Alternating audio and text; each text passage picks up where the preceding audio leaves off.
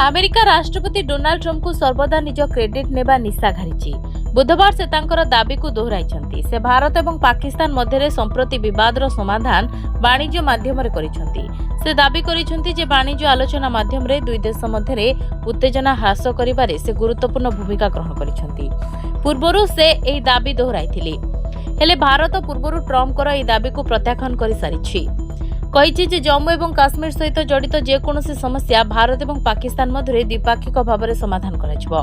White house रे दक्षिण Africa राष्ट्रपति सिरिल रामाफोसा एक साक्षात्कार समय ट्रम्प कहिथिले जदि आपण पाकिस्तान और भारत सहित आमे कौन करिछु ताहा जानिबाकू चाहुचंती कि तेबे मु एठारे कहि रखु जे आमे सेही संपूर्ण समस्यार समाधान करिछु। मु भाबुची मु याको वाणिज्य माध्यम समाधान करिछि। आमे भारत पाकिस्तान सहित एक बड़ चुक्ति करिछु। कहिबाकू गले दुई देश मध्य प्रबल गोली विनिमय होइतला। आमे उभय देशर नेतांक सह कथा होई समग्र समस्यार समाधान करिछु। से आउरी कहिसंती दुई दिन परे किछि घटिला सेमाने कहिले जे एहा ट्रम्प को भूल थिला। मु एहा कहिबाकू घृणा करे जे आमे याकू समाधान करिछु, आमे भलो करिछु। किंतु पाकिस्तान किछि महान एवं किछि प्रकृतर भलो नेता अछंती।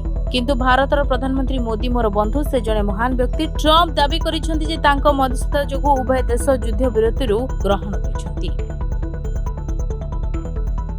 Bureau report, Dinalipi live.